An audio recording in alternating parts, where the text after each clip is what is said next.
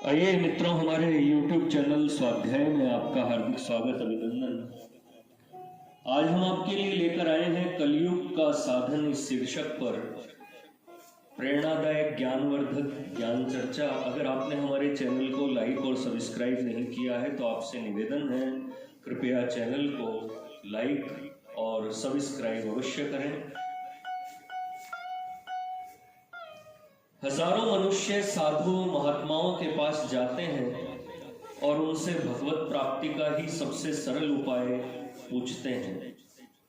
प्राय उन्हें यही उत्तर मिलता है कि श्री हरि नाम का जप ही सर्वोत्तम साधन है, किंतु अक्सर देखने में आता है कि उन्हें नाम जप की सहज सी बात सुनकर संतोष नहीं होता। वे तो कोई दूसरी ही बात सुनने की आशा से महात्माओं के पास जाते हैं। मालूम नहीं वे किस आशा को लेकर जाते हैं। यह निश्चित है कि यदि उन्हें कोई कठिन योग क्रिया करने को कहा जाता तो वे यही उत्तर देते कि हम लोग गृहस्थ हैं और हमारे पीछे हजारों झंझट और चिंताएं लगी हुई है। फिर हम लोग ऐसा कठिन अभ्यास कैसे कर सकते हैं और कड़े नियमों का पालन कैसे कर सकते हैं? क्या हमारे जैसे मनुष्यों के लिए कोई सहज साधन नहीं है? है क्यों नहीं? एक साधन ऐसा है जो बाल, वृद्ध, गृहस्थ और सन्यासी, उच्च कुलीन ब्राह्मण और अस्पृश्य चांडाल सबके लिए समान रूप से सुगम है, किंतु वह साधन जब उन्हें बताया जाता है तो न जाने क्यों उनका समाधान नहीं होता। उनकी दशा उस रोगी की सी होती है जो कलकत्ते से किसी प्रसिद्ध विशेषज्ञ वैद्य को बड़ी भारी फीस देकर बुलावे और वह आकर उसे लवण भास्कर या वैसी ही कोई साधारण दवा लेने को कह दे। उन लोगों की लौटते समय यही धारणा होती है कि इन महात्मा के अंदर कोई विशेष बात नहीं है, चलें किसी दूसरे महात्मा से इस विषय की पूछताछ करें। ऐसा होने में क्या कारण है? कारण यही है कि लोगों में भगवत प्राप्ति के सुगम उपाय को जानने की मंद इच्छा तो रहती है, किंतु जब उन्हें वह उपाय बतलाया जाता है तो उनका उसमें विश्वास नहीं होता। उन्हें यह प्रतीत होता है कि भगवत प्राप्ति इतनी सुलभ नहीं हो सकती। इसके अतिरिक्त वे लोग बहुत से पुरुषों को हरि नाम का जप करते हुए देखते हैं, किंतु उन्हें उसका प्रत्यक्ष फल होता हुआ नहीं दिखाई देता। असल में नामापराध भी कोई वस्तु है, इसका उन्हें कोई पता नहीं रहता और वे भ्रम से तुरंत यह मान बैठते हैं कि नाम जप से कोई फल नहीं होता।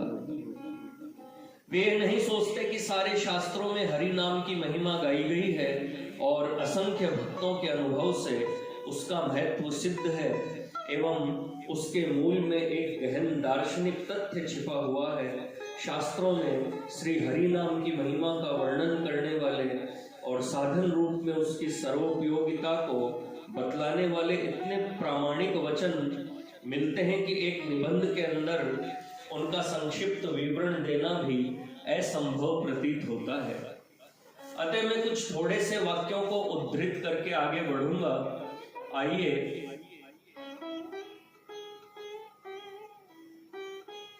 कृते यद ध्यायतो विष्णुं त्रेतायां यजतो मखेः द्वापरे परिचर्यायां कलो तद्धरि कीर्तना। कलो तद्धरि कीर्तना। सत्ययुग में जो बात ध्यान से प्राप्त हो सकती है, त्रेता युग में यज्ञ से और द्वापर में पूजा से जो सिद्धि हो सकती है, वही कलयुग में केवल भगवान के कीर्तन से हो सकती है। पद्म पुराण में लिखा है, तदेव पुण्यम परमं पवित्रम गोविंद गेहे गमनाय पत्रम तदेव लोके सुकृतेक पात्रम यदुच्यते केशव नाम मात्रम। इस जगत में केशव के नाम का उच्चारण ही एकमात्र पुण्य है, वही पवित्र है, वही सत्कर्म है और वही नाम लेने वाले को गोविंद के परम धाम में ले जाने वाला है। गरुड़ पुराण में भी लिखा है कि किम करिष्यसि सांख्येन किम योगेर नर नायक मुक्ति मिच्छसि राजेंद्र कुरु गोविंद कीर्तनम। अर्थात हे राजन, तुम ज्ञान अथवा योग को लेकर क्या करोगे? यदि तुम मुक्ति चाहते हो तो श्री गोविंद का कीर्तन करो। स्कंद पुराण का वचन है, तन्नास्ति कर्मजं लोके वाग्जं मानसमेव वा यन्न क्षप्यते पापम कलो गोविंद कीर्तनात्। अर्थात संसार में कायिक, वाचिक अथवा मानसिक कोई पाप ऐसा नहीं है जो कलयुग में श्री गोविंद के कीर्तन से नष्ट न हो जाए। नरसिंह पुराण में भगवान ने अपने श्रीमुख से कहा है, कृष्ण कृष्णेति कृष्णेति यो माम स्मृति नित्यशः जलम भित्वा यथा पद्मम नरकादुद्धराम्यहम्। अर्थात कृष्ण कृष्ण कृष्ण, इस प्रकार जो मुझे स्मरण करता है उसका मैं नरक से उसी प्रकार उद्धार कर देता हूँ जिस प्रकार कमल जल को भेदकर बाहर निकल पड़ता है। श्रुतियों से तथा विष्णु पुराण, ब्रह्मांड पुराण, नारद पांचरात्र, वराह पुराण, ब्रह्म विवर्त पुराण, कुर्म पुराण, महाभारत इत्यादि ग्रंथों से हजारों श्लोक इस संबंध में उद्धृत किए जा सकते हैं, जिनमें यह एक ही बात भिन्न भिन्न शब्दों में कही गई है। उपर्युक्त प्रमाणों से यह सिद्ध होता है कि समस्त शास्त्र इस बात को एक स्वर से स्वीकार करते हैं कि सब प्रकार के मनुष्यों के लिए और सब काल में, विशेष करके कलयुग में, श्री हरि नाम कीर्तन के समान कोई दूसरा धर्म नहीं है। यह शास्त्रों के प्रमाण की बात हुई। दुर्भाग्यवश आजकल संसार में बहुत लोग ऐसे हैं जो शास्त्र के वचनों में श्रद्धा नहीं रखते। यद्यपि श्री शंकराचार्य एवं अन्य महान दार्शनिकों ने यह लिखा है कि शास्त्र ही सर्वश्रेष्ठ एवं सबसे अधिक मान्य प्रमाण है, तथापि ऐसे लोग बहुत हैं जो अपने विचारों से मेल न खाने वाले शास्त्र के वचनों को नहीं मानते। ऐसे लोगों के संबंध में तो कुछ कहना ही नहीं है जो नास्तिक अथवा अनिश्वरवादी है, किंतु उन लोगों के लिए भी जो साधन के मार्ग पर आरूढ़ होना चाहते हैं पर जिनका शास्त्रीय वचनों में विश्वास नहीं है, क्या कहा जाए। उनका कहना यह है कि हमारा भगवान में तो विश्वास है किंतु उनके वचनों में नहीं। श्रुति स्मृति ममे वाक्ये। हम उनसे यह पूछते हैं कि शास्त्रों के अतिरिक्त उन्हें श्री कृष्ण का ज्ञान कहाँ से हुआ और श्रुति को छोड़कर उन्होंने वेदांत का श्रवण कहाँ से किया। यदि उनकी बुद्धि इतनी प्रगल्भ है कि वे अलौकिक विषयों के संबंध में स्वयं निर्णय कर सकते हैं, तो फिर शास्त्रों के अध्ययन की आवश्यकता ही क्या है। फिर वे अपना एक अलग ही ईश्वर क्यों नहीं बना लेते और साधन भी अपनी बुद्धि के अनुसार क्यों नहीं निश्चित कर लेते। सच पूछिए तो ऐसे बहुत से लोग हैं जो यही करते हैं और जो यह कहते हैं कि मानव जाति ही हमारे लिए ईश्वर है, या इसी प्रकार के किसी आकाश कुसुम को अपना ध्येय बतलाते हैं, किंतु हमें ऐसे लोगों से कोई प्रयोजन नहीं है। हमारा प्रयोजन तो केवल उन लोगों से है जो श्री कृष्ण को चाहते हैं, किंतु जिनको उनके वचनों में विश्वास करने में कठिनता प्रतीत होती है। वे लोग यह जानना चाहते हैं कि हरि नाम के गुणों का कोई वास्तविक अनुभव युक्त प्रमाण है या नहीं। इस प्रकार के प्रमाण अवश्य हैं। भक्तों के वचनों और आचरणों से हमें इतने अधिक प्रमाण मिलते हैं कि उनमें से कितने और कौन कौन से वचन उद्धृत किए जाएं, यह निश्चय करना भी कठिन प्रतीत होता है। सबसे प्रसिद्ध उदाहरण श्री श्री चैतन्य महाप्रभु का है, जो श्री कृष्ण नाम का निरंतर कीर्तन किया करते थे और उनका यही उपदेश था कि कलयुग में श्री कृष्ण को प्राप्त करने का सर्वोत्तम मार्ग श्री कृष्ण का कीर्तन ही है। हरेर नाम हरेर नामेव केवलम कलो नास्तयेव नास्तयेव नास्तयेव गतिरन्यथा। अर्थात कलयुग में श्री हरि नाम ही एकमात्र उपाय है, दूसरा कोई मार्ग नहीं। उनके प्रसिद्ध शिष्य स्वामी हरिदास प्रतिदिन 3 लाख श्री कृष्ण नाम का जप किया करते थे और इसी साधन से उन्हें भगवत प्राप्ति हुई। एक दिन उन्हें डिगाने के लिए कतिपय दुष्ट हृदय पुरुषों ने हरिदास जी के पास जंगल में एक वेश्या को भेजा। उन्होंने उससे कहा कि 3 लाख जब पूरा करके मैं तुमसे बात करूंगा। वह बहुत देर तक उनकी प्रतीक्षा में बैठी रही, किंतु नाम में वह शक्ति थी जिसने उसकी प्रकृति को बिल्कुल ही बदल दिया और उनका जप समाप्त होने पर उसने स्वयं उनसे नाम ग्रहण किया और वह अपने घर बार को छोड़कर और वैश्यावृत्ति को त्याग कर सन्यासिनी हो गई। श्री महाप्रभु तथा उनके शिष्यों के अतिरिक्त अन्य बहुत से उदाहरण भी मिलते हैं। उत्तर और दक्षिण बंगाल और महाराष्ट्र, कृष्ण भक्त और राम भक्त, नानक पंथी, कबीर पंथी, मुसलमान, सूफी और कुछ बौद्धों तक ने नाम की महिमा का वर्णन किया है। इस प्रकार जब सभी भक्त एक स्वर से नाम के महत्व का प्रतिपादन करते हैं और उनके अनुभव का सारे शास्त्र अनुमोदन करते हैं, तो फिर क्या हमारे लिए नाम लेना उचित नहीं है? क्या आप समझते हैं कि अर्वाचीन और प्राचीन काल के सारे भक्त झूठे अथवा अंधकार में पड़े हुए मूढ़ हैं? यदि नहीं तो नाम की अपार शक्ति के संबंध में कहे हुए उनके वचनों का विश्वास क्यों नहीं करते? श्रीमद् भागवत में लिखा है कि श्री कृष्ण का नाम सुनकर जिसके नेत्र अश्रुपूर्ण नहीं होते, उसका हृदय पत्थर का है।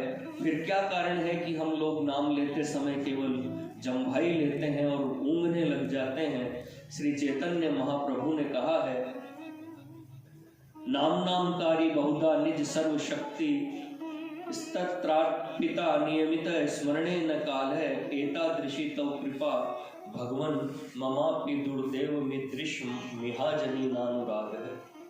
अर्थात हे भगवन, आपने अपने नामों में अपनी सारी शक्ति निविष्ट कर दी है और उनके उच्चारण के संबंध में कोई नियम भी नहीं रखा है।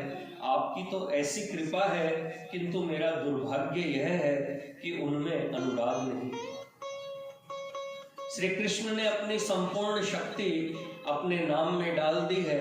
उनका नाम उनसे भिन्न नहीं है और उसमें अधम से अधम मनुष्य का भी उद्धार करने की शक्ति है। उस नाम के प्रति अपराध करना अपने पैरों में कुल्हाड़ी मारना है, किंतु हम लोग निरंतर यही करते रहते हैं। फिर इसमें आश्चर्य ही क्या है कि नाम के उच्चारण अथवा श्रवण से हमारे नेत्रों में आंसू नहीं आते। पद्म पुराण एवं अन्य ग्रंथों में 10 नामापराधों का उल्लेख है। वे ये हैं: वैष्णव निंदा, श्री कृष्ण और शिव में भेद बुद्धि, गुरु में मनुष्य बुद्धि, वेद पुराण आदि शास्त्रों की निंदा, नाम महिमा के वचनों को केवल अर्थवाद बतलाना, नाम की कुव्याख्या अथवा क्लिष्ट कल्पना, इस विचार से जानबूझकर पाप में प्रवृत्त होना कि नाम जप से उनका क्षय कर लेंगे।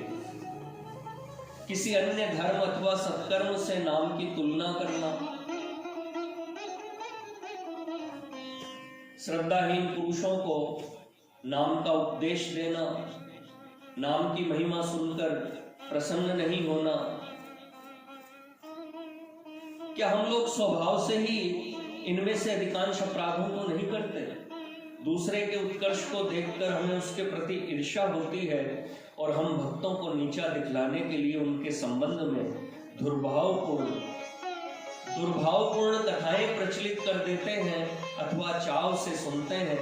भक्तों के संबंध में कहा जाता है कि उनकी भक्ति केवल दिखावटी होती है, भक्त लोग भीरू होते हैं, देश को उनसे कोई लाभ नहीं होता इत्यादि। इसी प्रकार उन भक्तों की निंदा करके जिनके चरणों की रज को प्राप्त करने के भी अधिकारी हम लोग नहीं हैं, यह बतलाने की चेष्टा करते हैं कि हम लोग कैसे उत्तम पुरुष हैं। हम लोग किसी एक देवता में विश्वास न होने के कारण कई देवताओं की उपासना करते हैं और यह आशा करते हैं कि उनमें से कोई न कोई परमात्मा अवश्य होगा। हम श्री गुरुदेव को श्री कृष्ण का विग्रह न मानकर जो वे वास्तव में है मनुष्य मानते हैं और उनके उपदेश का तभी तक पालन करते हैं जब तक वह हमारे सिद्धांतों के अनुकूल होता है, अथवा यह कह देते हैं कि पूजा संबंधी बातों में मैं अवश्य गुरु महाराज के उपदेश का अनुसरण करता हूँ, किंतु उन्हें अंग्रेजी शिक्षा प्राप्त न होने के कारण सांसारिक बातों में उनके सिद्धांतों को बिल्कुल ठीक नहीं समझता। हम लोग शास्त्रों की आलोचना करते हैं और यहाँ तक कह डालते हैं कि श्रीमद् भागवत में से रासलीला का चरित्र निकालकर उसे विशुद्ध कर देना चाहिए। कृष्ण कृष्ण क्या कहने। आजकल हम लोग बड़े भारी पुण्यात्मा हो गए हैं। हमारे आधुनिक मस्तिष्कों के लिए आज भगवान की लीलाएं भी विशुद्ध नहीं है। हम लोग यह भी कहते हैं कि शास्त्रों में मिलने वाले नाम महिमा के वाक्य बिल्कुल यथार्थ नहीं है। उनका अभिप्राय केवल बड़ाई करना है अथवा वे और किसी भाव से कहे गए हैं। हम लोग नए प्रकार के समाधान ढूंढ निकालते हैं और यह कहते हैं कि नाम जब केवल मन पर जादू करने वाला एक उपाय मात्र है जो चित्त को शांत करके हमें ऊंचे साधनों के लिए तैयार कर देता है। हम लोग श्री भगवान की अर्चा में अथवा अपने दैनिक कार्यों में प्रमाद करते हैं और यह कहकर संतोष कर लेते हैं कि थोड़ा नाम जप कर लेने से प्रत्यवाय का नाश हो जाएगा, या यूं कहते हैं कि नाम जप निम्न श्रेणी के साधकों के लिए है और आगे चलकर ध्यान योग अथवा और किसी ऊंचे साधन का अभ्यास करना चाहिए। अपराध से यदि हम बचते हैं तो केवल इसीलिए कि हम किसी को भी नाम का उपदेश नहीं करते। अपराध का यह हाल है कि हमारे सामने कोई नाम की महिमा का वर्णन करने लगता है तो हम धैर्य के साथ अथवा अधीरता से इस बात की प्रतीक्षा करते हैं कि वह अपनी कथा जल्दी बंद कर दे, ताकि हम लोग अपने राजनीतिक अथवा अपने कारोबार के संबंध की कोई दूसरी रोचक और आवश्यक चर्चा करें। तब फिर अपनी मूर्खता और कृतज्ञता के लिए अपने आप को धिक्कारने के बदले हम नाम को क्यों दोष देते हैं। इन सब अपराधों का प्रायश्चित क्या है? अधिक नाम जप के अतिरिक्त नाम अपराध के लिए कोई दूसरा प्रायश्चित नहीं है, क्योंकि श्री कृष्ण नाम से बढ़कर किसी दूसरी वस्तु में शक्ति नहीं है। निरंतर जप का साधन करने के पश्चात जब हमारे मन में नामापराध का लेश भी नहीं रहेगा, तभी हम वास्तव में भगवान का नाम ले सकेंगे और तभी हमें उस फल की प्राप्ति होगी जिसकी शास्त्रों और भक्तों ने घोषणा की है।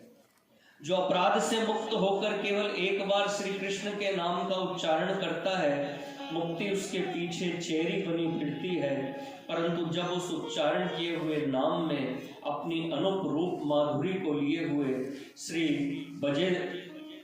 ब्रजेंद्र नंदन साक्षात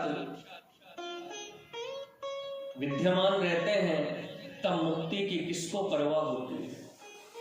जो बड़भागी इस बात को समझ लेता है, उसके नेत्र अश्रुपूर्ण हो जाते हैं और उस अलौकिक आनंद से जिसकी मोक्ष के ब्रह्मानंद से कोई तुलना नहीं हो सकती, उसका शरीर पुलकित हो उठता है। यह कोरी कल्पना नहीं, वास्तविक तथ्य है जिसका कोई भी मनुष्य अनुभव कर सकता है। जिसने श्री श्री चैतन्य देव की जीवनी पढ़ी है, वे जानते हैं कि उनके द्वारा उच्चारण किए हुए नाम को सुनने मात्र से ही बड़े बड़े पापी और कठोर हृदय के सांसारिक मनुष्य भी सच्चे भक्त हो गए। उन भक्तों ने दूसरों पर वैसा ही प्रभाव डाला और इस प्रकार देश के कोने कोने में प्रेमा भक्ति की लपटें दावानल की तरह फैल गई और जो कोई उनके संपर्क में आया उसका अहंकार वहीं जल भूलकर खाक हो गया।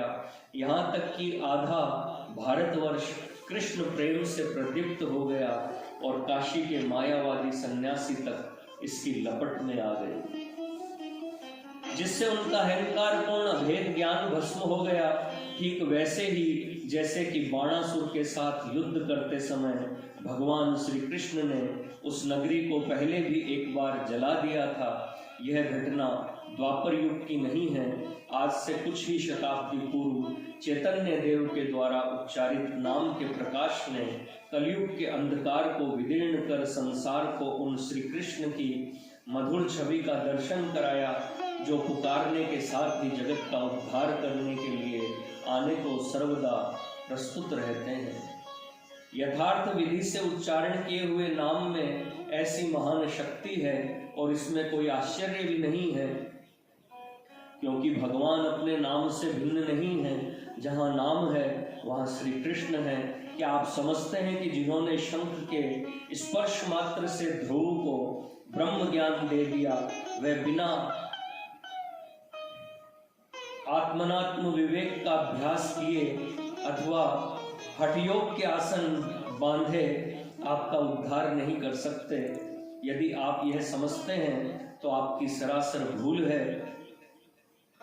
वह हम में से किसी बात की अपेक्षा नहीं रखते, वह तो केवल यह चाहते हैं कि हम विश्वास पूर्वक उनको पुकारें। उन्होंने स्वयं कहा है, ऋण में तत्प्रवृद्ध में हृदयान्याप सरपति यद गोविंदेति चुक्रोश कृष्णा माम दूरवासिनम। अर्थात हे गोविंद, इस प्रकार दूर बैठे हुए मुझको पुकार कर द्रौपदी ने मेरे ऊपर ऐसा ऋण चढ़ा दिया है जिससे कभी मेरा छुटकारा नहीं हो सकता। गीता का उपसंहार वाक्य है, मामेकम शरणम व्रज। श्रीमद् भागवत का भी यही संदेश है। इसके अतिरिक्त और कुछ भी करने की आवश्यकता नहीं। श्री कृष्ण का नाम सारे वेद और वेदांत का सार है, यही महामंत्र है। इसके लिए देश, काल और अधिकार का नियम नहीं है। योग, याग, ज्ञान, सत्कर्म किसी से भी इसकी तुलना नहीं हो सकती। श्रद्धा पूर्वक लिए हुए नाम की ध्वनि तीनों लोकों में गूंज उठती है और सारे भूत प्राणियों को पावन करती हुई गोलोक में श्री कृष्ण के कानों में पहुंच जाती है। कहाँ तो हस्तिनापुर और कहाँ द्वारका। परंतु द्रौपदी की पुकार सुनकर श्री कृष्ण दौड़ते हुए उसकी सहायता को आ पहुंचे, यह कहना ठीक नहीं कि उस समय द्वापर युग था और ऐसी बातें आजकल संभव नहीं। कलयुग अपना जितना अधिक प्रभाव दिखलाता है, अन्य साधन उतने ही फीके होते जाते हैं और उनकी शक्ति का ह्रास होता जाता है। परंतु नाम की महिमा उतनी ही अधिक प्रदीप्त होती जाती है। प्राचीन काल में अन्यान्य साधनों में जो शक्ति बिखरी हुई थी, इस युग में वह श्री कृष्ण के नाम में पूंजीभूत हो गई है। यदि त्रुटि है तो बस हमारे विश्वास की। दीनबंधो, हमें आपके नाम की ही शरण है। वर्णाश्रम धर्म अब कहाँ रहा, ब्रह्मचर्याश्रम गुरु सेवा के साथ साथ लुप्त हो गया। त्यागपूर्ण वानप्रस्थ अब दिखलाई नहीं देता। गृहस्थ और संन्यास आश्रम अब केवल नाम को ही रह गए। निर्जीव देह की भांति निस्सार हो गए। धर्म का ह्रास होने पर पुनः पृथ्वी पर अवतार लेने की आपकी प्रतिज्ञा क्या हुई? क्या उसे आप भूल गए? यदि यही बात है तो संसार का ध्वंस निश्चित है, क्योंकि तीनों लोग आपकी सत्य प्रतिज्ञा पर ही प्रतिष्ठित है। जिस समय द्रौपदी ने आपको पुकारा था, उस समय जिन आश्वासन पूर्ण शब्दों को आपने कहा था, उन्हें क्या आप भूल गए? क्या हमारे विश्वास की कमी के कारण ही आप नहीं आते? यदि ऐसी बात है तो अजामिल ब्राह्मण की घटना का स्मरण कीजिए, हमारा सब कुछ छीन लीजिए, किंतु अपने नाम से हमें वंचित न कीजिए। यदि आप हमसे वह भी छीन लेंगे तो फिर हमारा विनाश अनिवार्य है। नयनम गलदश्रु धारया वदनम गदगद रुद्धया गिरा पुलकेर निचितम वपु कदा तव नाम ग्रहणे भविष्यति। आपका नाम लेने पर मेरी यह दशा कब होगी, जबकि मेरे नेत्रों से अश्रुओं की धारा बहने लगेगी, मेरी वाणी गदगद होकर रुक जाएगी और मेरा शरीर आनंद से पुलकित हो जाएगा। हरिओम तत्सत।